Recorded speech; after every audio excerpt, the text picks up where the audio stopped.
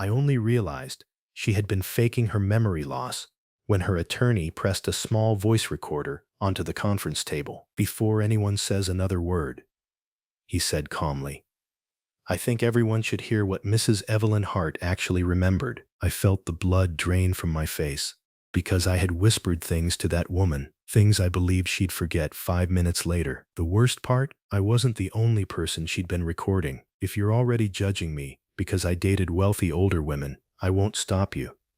There was a time when I would have judged me too. Then life taught me that love disappears a lot faster than unpaid bills."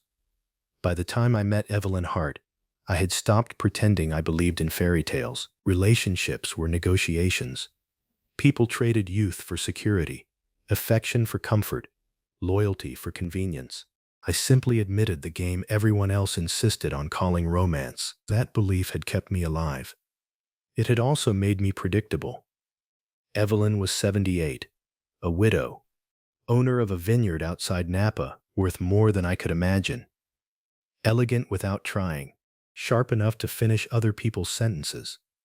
She laughed at expensive restaurants and preferred greasy cheeseburgers from roadside diners. That should have been my first warning. Women who have nothing left to prove are dangerous. We met at a charity auction. She caught me studying a painting. "You don't like it," she said. "I like the frame more." She laughed so hard she nearly spilled her champagne. Most rich people hated honesty. She collected it. 6 months later, I had moved into her estate. Her children hated me. Her son Richard smiled too much. His wife Karen never smiled at all. Her granddaughter Lily acted polite. But she watched me the way bank security cameras watch shoplifters. I understood why. From the outside, I looked exactly like every nightmare they'd imagined. A younger man, waiting for an old woman's signature, and maybe they weren't entirely wrong, at least at first. Then something complicated happened. Evelyn wasn't easy to fake feelings with. She asked questions nobody had ever asked me. "What did you want to be before survival became your full-time job?" I laughed. She didn't. Nobody had ever noticed that difference. One rainy Tuesday, everything changed. I found her standing in the kitchen, staring at an unplugged coffee maker. She looked frightened. "How do I turn this on?" she whispered. I stared at her. "Evelyn." She looked at me like she'd never seen me before. "Have we met?" My stomach tightened. Within 2 weeks, she forgot appointments, repeated stories, called me by her late husband's name. Sometimes she forgot what year it was. Doctors mentioned early dementia. Her family suddenly became very interested in visiting. Too interested. Richard arrived every afternoon carrying flowers. Karen brought homemade soup, despite never cooking before. Lily insisted on organizing Evelyn's medication. It was like watching sharks discover an injured whale. Everyone suddenly cared, or pretended to, including me. I wish I could tell you I was different. I wasn't. Part of me worried about Evelyn. Another part quietly calculated what dementia might mean for her estate. That's the ugly truth. One evening Richard found me alone in the wine cellar. "You know," he said casually, "people are already talking." "About what?" "About you." He swirled a glass of Cabernet. "They think you're waiting for her to become legally incompetent." I laughed. "Convenient rumor."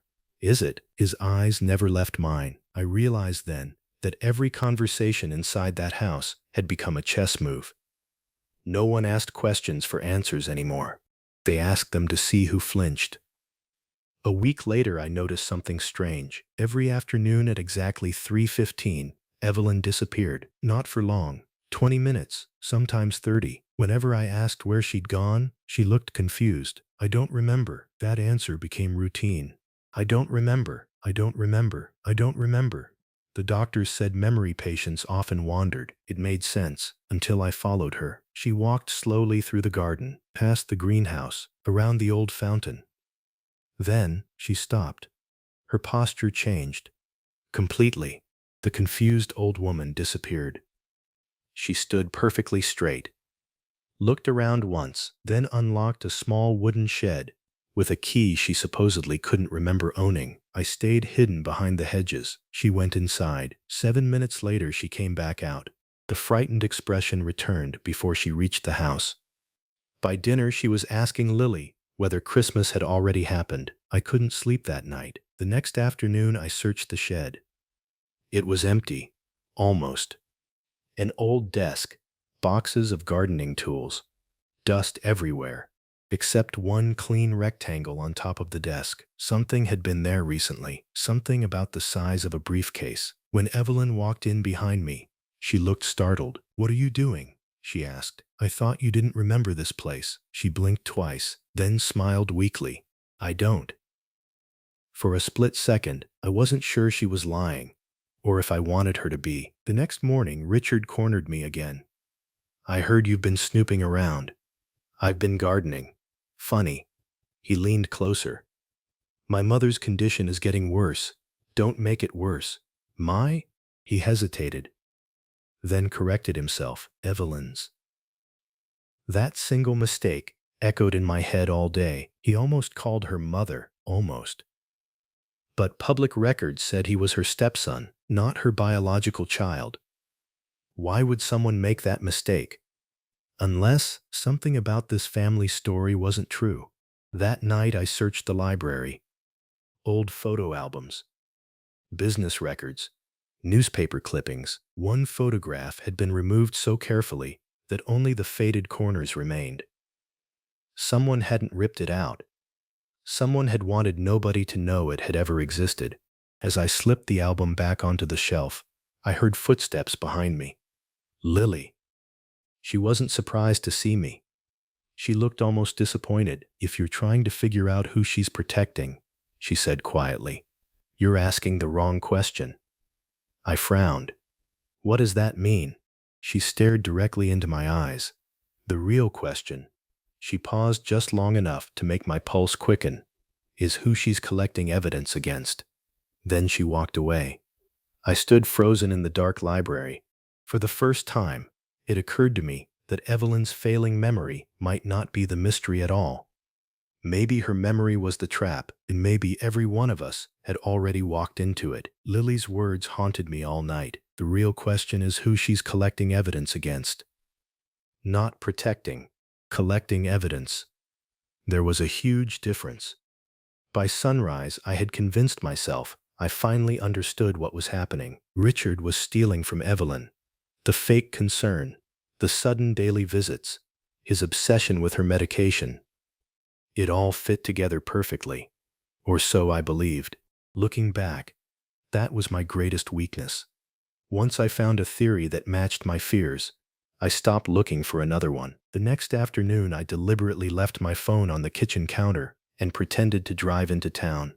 Instead, I parked half a mile away and walked back through the vineyard. From behind the grapevines, I watched Richard enter the house carrying a leather folder. 10 minutes later, Karen joined him. Neither looked worried. They looked prepared.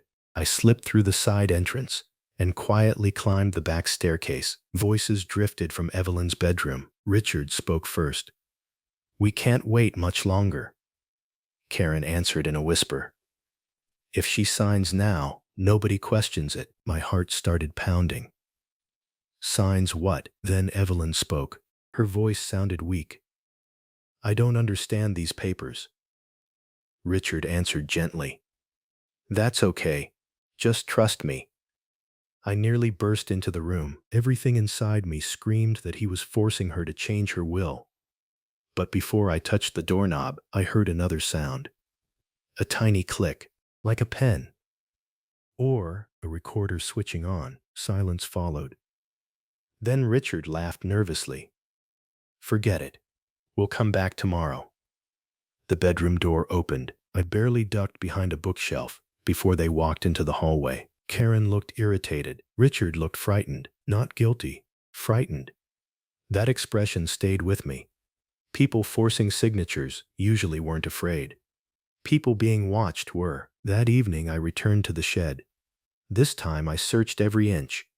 Inside one dusty cabinet, I found a loose wooden panel. Behind it sat a locked metal cash box. It was gone before. Someone had returned it. I tried forcing the lock. Nothing. As I slipped the box back into place, I heard footsteps outside. I froze. The door opened. It wasn't Evelyn. It was Lily. She didn't scream. She didn't even seem surprised. You really can't help yourself, she sighed. I could say the same thing. She leaned against the doorway. You think my father is stealing from Grandma, so he isn't. I didn't say that. She always answered questions by creating new ones. It was infuriating. Then she looked straight at me. What did you come here for, Alfonso? The truth. No. She shook her head. You came looking for money. The words landed harder than I expected because they were true, at least partly. She saw it in my face. I knew it, she whispered. For the first time since I'd met her, Lily looked disappointed instead of suspicious. That somehow hurt more.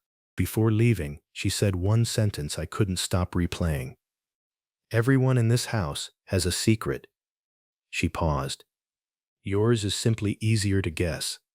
I'd barely slept. Around 2 in the morning, my phone vibrated. Unknown number. One text. Greedon House. Now. Greedon House. Now. No name. No explanation. Every instinct told me not to go. I went anyway. The greenhouse was dark except for one small work light. A filing cabinet stood open. Drawers emptied onto the floor. Someone had searched it in a hurry. I heard footsteps outside. Richard. I ducked behind shelves filled with orchids. He wasn't alone. Karen followed him. I told you it was here, she hissed. It has to be. Richard slammed another drawer shut. If she moved them, they're somewhere on this property. Documents. They were looking for documents. Not cash, not jewelry. Documents. Suddenly Richard stopped moving. He stared directly toward my hiding place.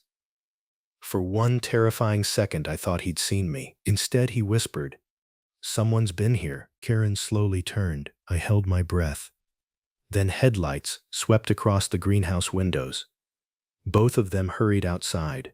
The moment they left, I searched the cabinet. One folder remained. Only one. It contained copies of bank transfers. Hundreds of thousands of dollars. Not leaving Evelyn's accounts. Entering them. Anonymous deposits over nearly 15 years. No sender names. Just numbered trusts. None of it made sense. If Richard was stealing, why was money flowing into Evelyn's accounts instead? I photographed every page. By morning, those photos had disappeared from my phone. Deleted. Not hidden. Deleted. Someone had accessed my phone while I slept. Only 3 people could have entered my room. The maid. Richard. Or Evelyn herself. That possibility sounded ridiculous. Until breakfast, she looked at me across the table and smiled. You should use a stronger password. The coffee cup froze halfway to my lips. What? She blinked, confused. Did I say something? Everyone at the table exchanged worried glances. Richard apologized. She's been saying random things lately. Random? Maybe, or maybe not. For the first time, I began wondering whether Evelyn wasn't losing memories. Maybe she was choosing which memories to reveal. The tension inside the house became unbearable. Every hallway conversation stopped when someone entered. Doors that had always been open were suddenly locked. The staff avoided eye contact. Even the gardener seemed nervous. Then everything exploded. Late that afternoon, Evelyn's attorney arrived without warning. No appointment, no phone call. He gathered the entire family in the living room. Richard, Karen, Lily, me, and Evelyn. The attorney placed several envelopes on the coffee table. I've been instructed to deliver these if certain conditions were met. Richard immediately interrupted. What conditions? The attorney ignored him. Instead, he looked at Evelyn. She stared blankly into space. Completely lost. I don't remember inviting anyone, she murmured. Richard sighed dramatically. You see? This is exactly what we've been dealing with. The attorney nodded politely. Then he opened the first envelope. Inside was a typed letter. Not from him, from Evelyn. Dated 6 months earlier. Long before her supposed memory problems. He began reading aloud. If you're hearing this, It means my family believes I'm no longer capable of knowing the truth. The room became silent. Richard's face lost all color. Karen gripped the armrest so tightly her knuckles turned white. I looked at Evelyn. She continued staring out the window, looking fragile, looking confused, looking completely harmless. Then the attorney reached into his briefcase. He pulled out a small digital voice recorder. "I believe," he said quietly. Mrs. Hart wanted everyone to hear what happened next. He pressed play. The first voice wasn't Evelyn's, it was mine. And the very first sentence nearly stopped my heart. "If she forgets this conversation tomorrow," hearing my own voice echo through the living room felt worse than any accusation. "If she forgets this conversation tomorrow, maybe we should move faster." I remembered saying it months earlier. At the time, I believed Evelyn's memory was slipping away, and I had whispered those words after one of her most confusing afternoons. I hadn't been talking about stealing from her. I meant arranging medical care before her condition worsened, but stripped of context, it sounded monstrous, exactly the way everyone in that room heard it. Richard looked at me with a smile I hadn't seen before. Not relief, victory. "I told you," he said quietly. He was always after her. Karen nodded, pretending to wipe away tears. Lily didn't say a word. She just kept staring at her grandmother, not at me. The attorney raised a hand. "Please." He pressed another button. The recording continued. This time, Evelyn's voice interrupted mine, clear, steady, completely different from the confused woman sitting beside us. "Keep talking, Alfonso," the recording said. "People reveal who they are when they think no one is listening." I felt my stomach twist. She had known. From the very beginning. Every conversation, every confession, every careless remark. She had encouraged them all. The attorney reached for another recorder. "There are 73 recordings." The room fell silent. "Made over the last 8 months." Richard's confidence disappeared. Karen's face turned pale. Even I struggled to breathe. 73. She hadn't been recording only me. She'd been recording everyone. The attorney selected another file. Richard's voice filled the room. "If she signs before another neurologist evaluates her, we're safe." He froze. Karen grabbed his arm. "Turn it off." Nobody moved. Another recording began. "Karen, this time. Hide the original paperwork. If Lily finds it, everything falls apart." Lily closed her eyes. She wasn't surprised. She was exhausted. Then came another recording. One I never expected. Lily herself. "Grandma, if you're really pretending, I hope you know what you're doing." Pretending. The word echoed through the room. I slowly turned toward Evelyn.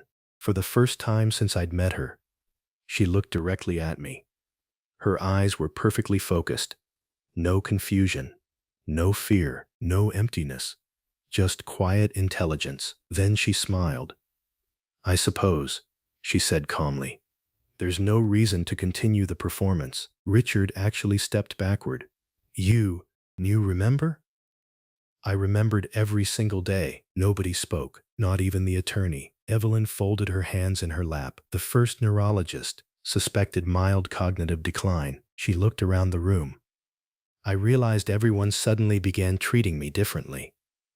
She turned to Richard. "You wanted me declared incompetent before I could review the trust." Karen lowered her head. Evelyn faced me next. "And you?" Her voice softened.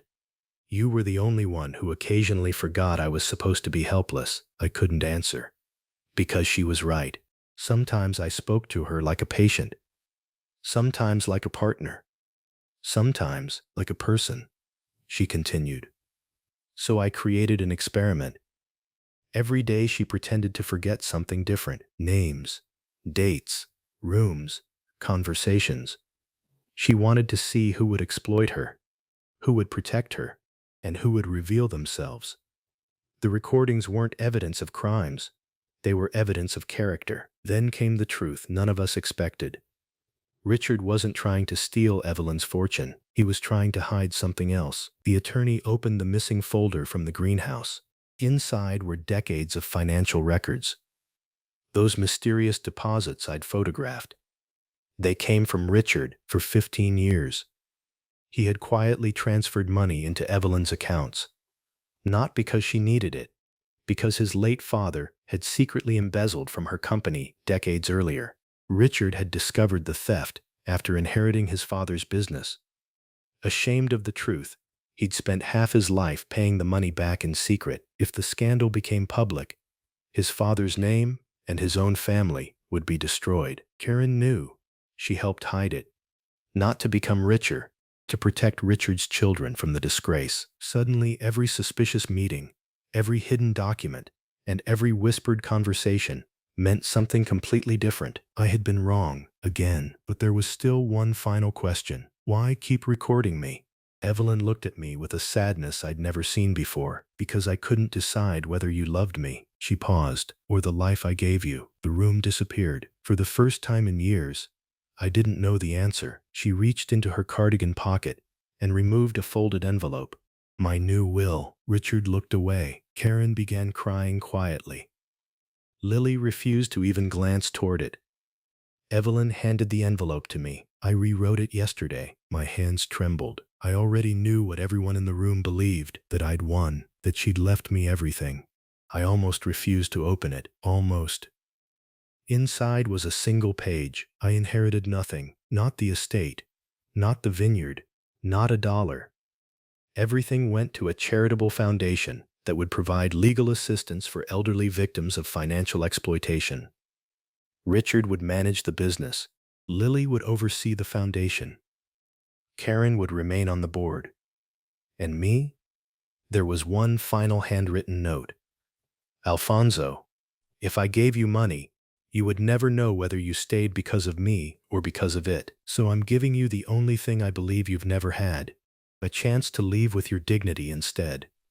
I folded the letter. For months I'd convinced myself everyone used everyone else, that love was simply another negotiation. Evelyn had just destroyed that belief without leaving me a single cent. The attorney asked whether I wished to contest the will. I could have. There were enough legal questions to keep the case alive for years. I looked at the vineyard through the window, at the house I'd hoped would become my future. Then at Evelyn. She wasn't smiling. She wasn't celebrating. She looked tired. I finally understood the real test. It had never been about dementia or inheritance or hidden money. It was about whether any of us could choose truth over greed once we believed nobody was watching. I won't contest it, I said. Richard stared at me in disbelief. The attorney nodded. Lily smiled for the first time. A small one, but real. 3 months later, I packed the last box from the guest house. Evelyn passed away peacefully the following spring. At her funeral, Richard shook my hand. Neither of us apologized. We didn't have to. Some things become heavier when spoken aloud. As I drove away from the vineyard for the last time, I realized I had entered Evelyn's life, believing wealth made people valuable. She left mine, proving something far more painful. The easiest person to deceive is the one who's already convinced he understands everyone. And for most of my life, that person had been me. The greatest loss isn't walking away without the money you wanted. It's discovering that someone offered you genuine trust, and you almost traded it for a fortune. If you were Alfonso, would you have contested Evelyn's will in court, or accepted her final decision and walked away with nothing, and walked away with nothing, and walked away with nothing, and walked